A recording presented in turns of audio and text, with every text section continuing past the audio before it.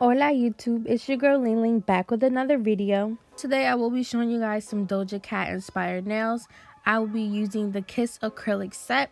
This is just some white Kiss Acrylic that I got from CVS, Rite Aid, but it didn't come in the kit that I got. Here I have the Kiss base coat, which does come in the kit. The Kiss top coat, I know it's kind of blurry. As well as the activator, all of that comes in the kit. They have different ones, but that's just the one I got.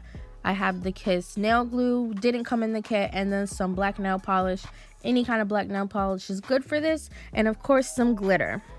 Of course we have our Kiss nail tips, a nail file, a buffer, some nail tools, and our nail polish remover. So I don't think I've gotten my nails professionally done for about 2 years now. I've been doing my nails ever since. I've really been doing my nails my whole life, but just putting on, acrylic has been for about 2 years now. And everyone always asks, where I get them done, how I do them, blah, blah, blah. And really the most important part about doing your nails is the nail prep. So this first video will solely be dedicated to all the nail prep. And I'm telling you, my setup was so hard. It's like the ghettoest setup ever. This is it right here. But I made it work. Hopefully, this video looks nice and good. Sometimes I did go out of frame, but that's okay. Just bear with me.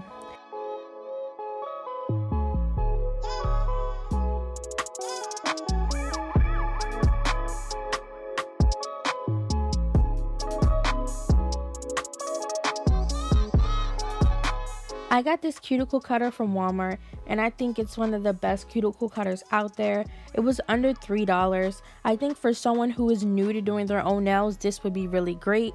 Some of the newer and more expensive ones can lead to doing more damage because, people aren't used to doing their own nails, not used to cutting their own cuticles.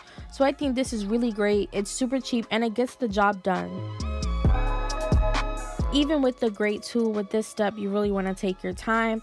I'm a little more experienced, so I am going a little faster, and this video is also sped up, but I do still take my time because you can still make a mistake and overcut, and that can be really painful.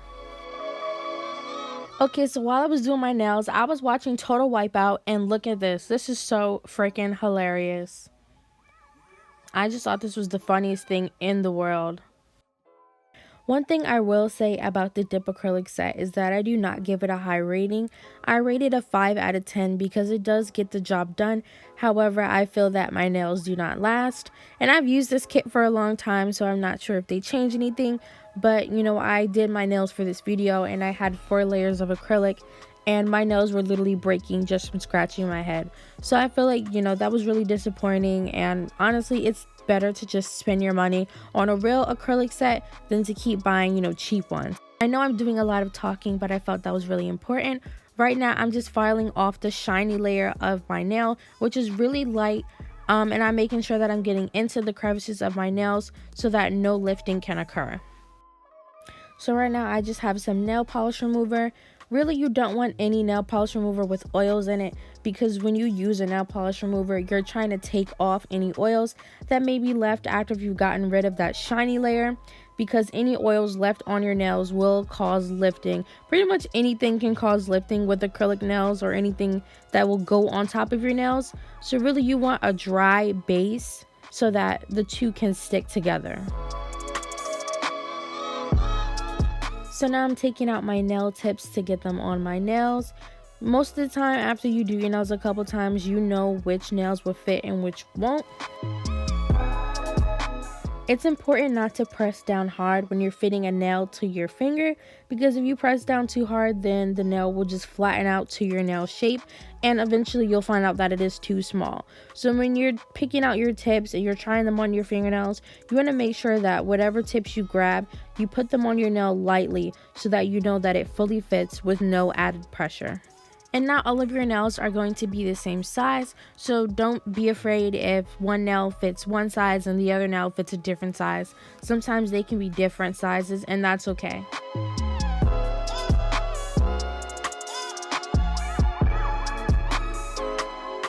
So now that all the nails are sorted out, it is time to glue them on. I always do a double check just to make sure that the nail fits perfectly. These nails have a little crevice in them which goes on the tip of your nail, and that's the best place to put the glue on. and you just sit and hold the nail on there for, you know, a couple seconds, a minute, or whatever.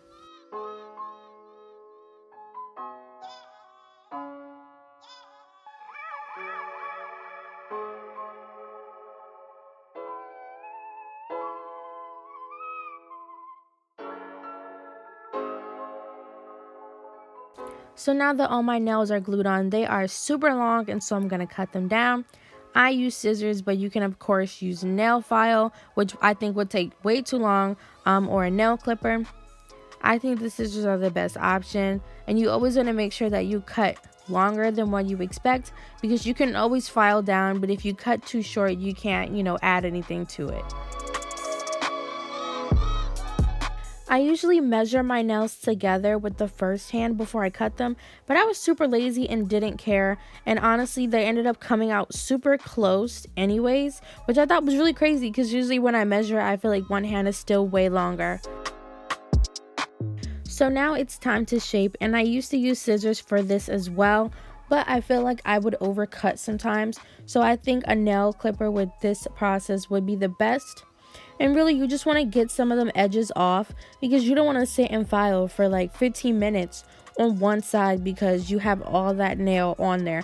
So you want to get rid of as much nail as possible before you file so that it takes less time, because I will tell you, filing takes freaking forever. I'm pretty much doing a coffin shape for this, so I'm making sure that when I'm clipping, I'm going in an angle, making sure that the top is slimmer than the bottom.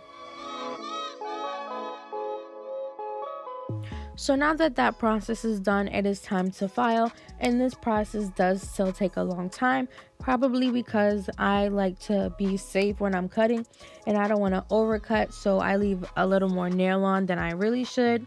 But you know, this process, you don't have to have the exact shape you want, because that will come when it's time to apply the acrylic.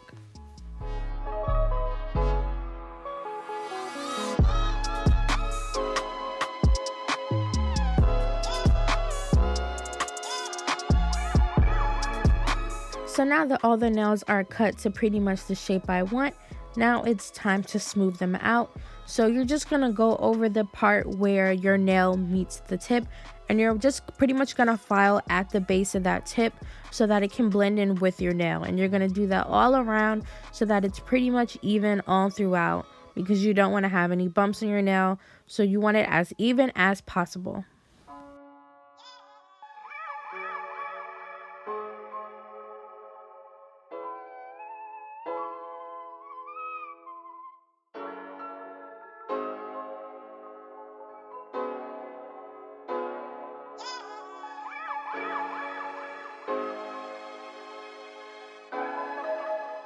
This step is completely optional, and I just do it for added security, and I add a layer of glue on my nail and the tip. This is the end of part 1 for this video. Stay tuned for part 2 if you want to see me apply the acrylic.